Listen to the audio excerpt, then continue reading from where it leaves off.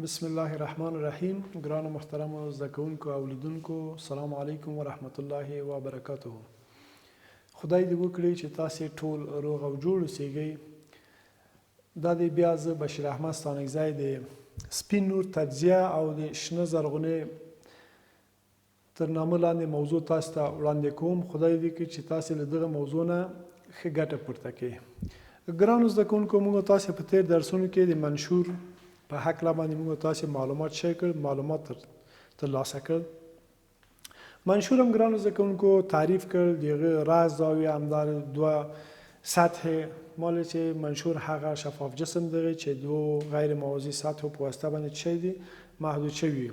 د دواړو سطحو منځنۍ نقطه منځنۍ زاویې ته د منشور راز زاویه په نامه سره چک او ویلو. همدارنګه د منشور قاعده هم وپېژانده. نو ګرانو زده کوونکو، د منشور په واسطه باندې موږ تاسې څنګه کولی شو نور چک او تجزیه کړو. ګرانو زده کوونکو، نن موږ تاسې همدغه موضوع د منشور د لسم صنف لسم ټولګی موضوع ده د فزیک د سپین نور تجزیه. د نور تجزیه څه شی دی ګرانو زده کوونکو؟ نور تجزیه موږ تاسې د سن القانون ښیي وایي. هغه وارد شوی نور چې د څپو په مختلف اوږدوالی لري، هغه وارد شوی نور ګرانو زده کوونکو چې مختلف څپو اوږدوالی لري، کله چې انکسار کوونکې مادې په اساس یا انکسار کوونکې ماده باندې لګیږي، دا چې ده انکسار کوونکې ماده ده. د سن قانون وایي هغه وارد شوی وړانګې چې مختلف څپې اوږدوالی لري، کله چې انکسار کوونکې مادې دننه کیږي، وروسته له انکسار څخه په مختلفو زاویو باندې څه کیږي، له دغه نقطې نه څه کیږي، کږیږي. وروسته له دې نه چې نور وړانګې په دغه منشور باندې مختلفې څپې لري، کله چې په منشور باندې وارد شي، وروسته له انکسار له منشور نه بیرته چې وځي په مختلفو زاویو باندې کږیږي، چې دغه د نور دغه حادثې ته موږ تاسې ګرانو زده کوونکو څه وایي؟ د نور تجزیه وایي. موږ تاسې ګرانو زده کوونکو د نور خاصیتونه یا د نور ځانګړتیاوې داسې لکه چې د نور خواص هم ګرانو زده کوونکو څلور خواص څه کړي وو؟ څلور خواص هم یادونه وشکه کړي. یو دا و چې نور یا وړانګې په مستقیم کرښه حرکت کوي. مستقیمه کرښه څه کوي؟ مستقیمه کرښه حرکت کوي. دوم ګرانو زده کوونکو چې د نور انعکاس و.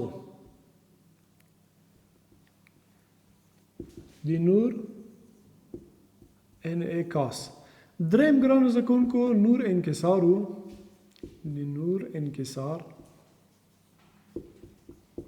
او څلورم ګرانو زده کوونکو د سپین نور تجزیه ده.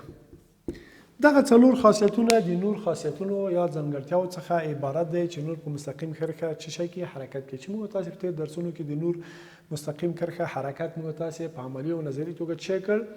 کار وکړ. وروسته راغلو انعکاس ته. موږ تاسې انعکاس هم تعریف کړ. کله چې نور وړانګې په یو جسم باندې لګي، یو مقدار د جسم په واسطه باندې جذبېږي، باقي مانده د موږ تاسې بیرته تکې د موږ سترګو ته رسېږي چې همدغه انعکاس په وسیله باندې د همدغه انعکاس په برکت سره موږ تاسې څه کوو؟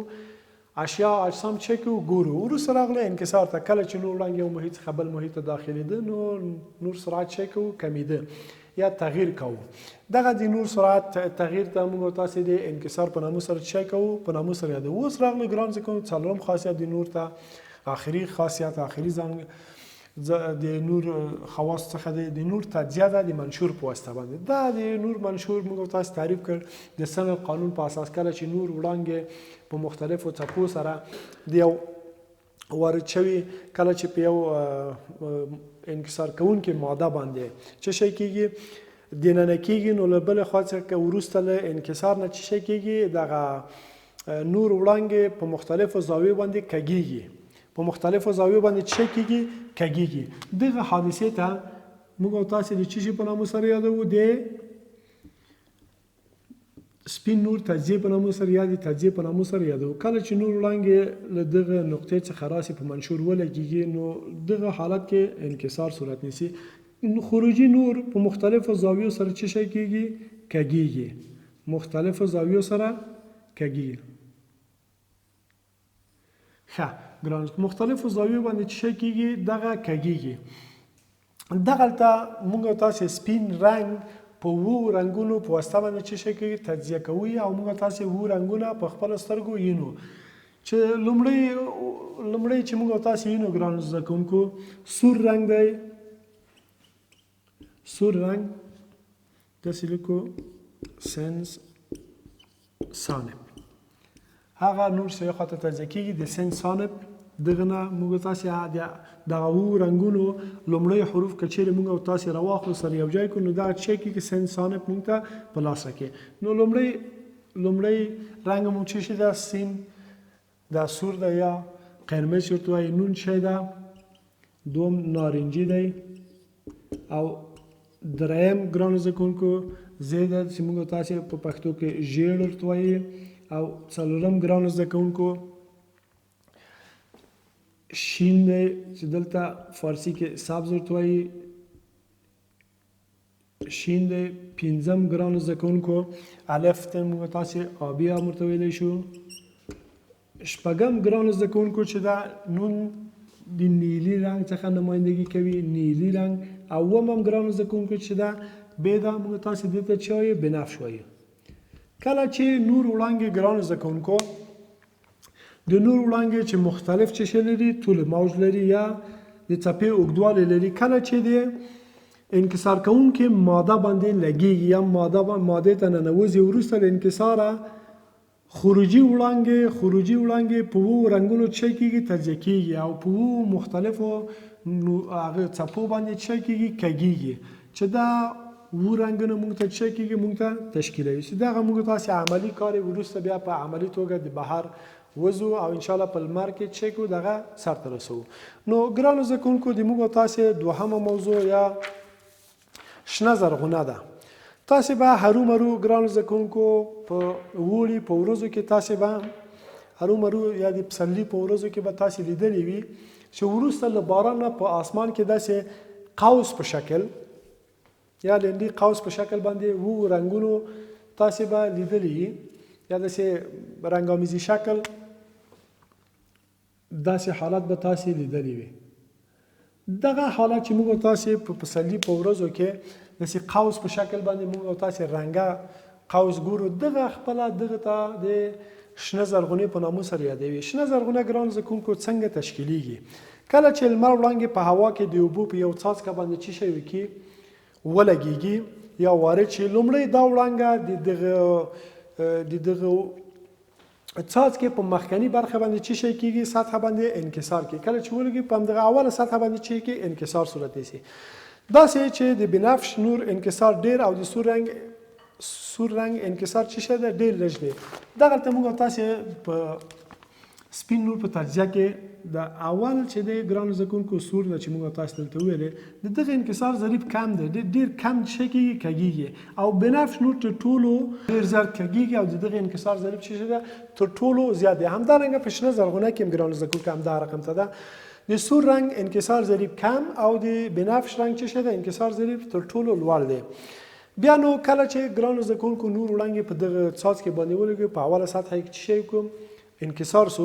په دوم حالت کې ګرانو زده کوونکو همدا منکسرونه د همدغه اوبو څاڅکې په شاطنۍ برخه کې بیا چې لګېږي هغلته بل انکسار څه کېږي؟ بل انکسار یا منعکس کېږي دغه حالت کې او بیرته لومړۍ سطحې ته څه کېږي؟ راګرځي یا کلي انعکاس هلته صورت نیسي. دا ځل له اوبو څخه هوا ته څه کېږي؟ له اوبو څخه بیا هوا ته داخلیږي. کله چې هوا ته داخل سو نو په دغه حالت کې موږ تاسو ته د نور وړانګې یو قوس په شکل باندې په 7 رنګونو څه کېږي؟ هلته ښکاري. چې دغه حالت ته موږ تاسو څه وایو؟ موږ تاسو دغه ته شنه زرغونې په نامه سره یادوو. اوس دوه ګرانو زده کوونکو عملي کار ته لمر وړانګو ته موږ تاسو ضرورت لرو یو منشور او نور وسایل چې هلته زه تاسو ته تشریح کوم. په عملي توګه هم شنه زرغونه سرته رسوو. تجربه شنه زرغونه هلته جوړوو او هم د منشور په واسطه باندې موږ تاسو څه کوو؟ نور تجزیه کوو. درس په ادامه سره چې موږ تاسو تجربه درلوده د نور تجزیه د منشور په واسطه باندې. کله چې نور وړانګې په منشور باندې لګېده نو له خوا نه څه کوي؟ ټول منکسر کېده. تر ټول نه کم انکسار کوونکی سور رنګ و چې دلته موږ تاسې په تصویر کې ګورو او همدارنګه بل چې و بنفش تر ټولو ډېر زیات انکسار کوو. دغه د موږ تاسې نننۍ تجربه وه چې موږ تاسې څه وکړو د یو منشور لمر وړانګې او یو بل پردې په واسطه باندې موږ تاسې نور څه کړ تجزیه کړ په اوو رنګو باندې چې موږ تاسې په تېر درس کې دا یادونه کړې وه چې دا اووه رنګونه عبارت له چی څخه سن صانب نه یعنې سور و شین و زیړ و بنفش و آبي و همدارنګه اووه وړانګې وې چې موږ تاسې تېر په درس کې یادونه وکړه او دلته هم څه دی د تجربه هم سرته ورسوي. عملی تجربه چې موږ تاسې منشور د نور وړانګې مخې ته نیو کله چې نور وړانګې په دغه قسمت باندې لګېږي له دې خوا نه چک کېږي انکسار کوو په اووه رنګو باندې چک کېږي نور یې تجزیه کوو. تاسې په تصویر کې ګورئ د نور تجزیه. ګرانو زده کوونکو موږ تاسې په درس کې مو ولوسته شنه زرغونه په هکله باندې موږ تاسې معلومات ورکړو کله چې نور وړانګې د اوبو په سطحه باندې لګېږي د یوې قطرې چې په هوا کې پاتې په هغه باندې لګېږي او څه شی کېږي منکسر کېږي. کله چې دوم سطحه باندې ولګېږي دومه سطحې ته ورسېږي دومه سطحه کې بیرته انعکاس کوي یعنې له انعکاس نه وروسته بیا په لومړۍ سطحه بیرته انکسار صورت نیسي چې په نتیجه کې نور وړانګې څه شی کېږي تجزیه کېږي چې موږ تاسې په ورقه کې ګورو د نور وړانګې د اوبو په واسطه باندې څه شی سوی ده دلته نور یې تجزیه کړې ده او په اووه رنګو باندې همدغه څه شی ده د موږ تاسې شنه زرغونې تجربه و چې موږ تاسې څه کړل ترسره کړ. سامان مواد یو دانه شیشه وه همداسې پسې اوبه وې او یو ورقه کاغذ و چې د هغه په واسطه باندې موږ تاسې خپله تجربه څه کړل سرته ورسوي.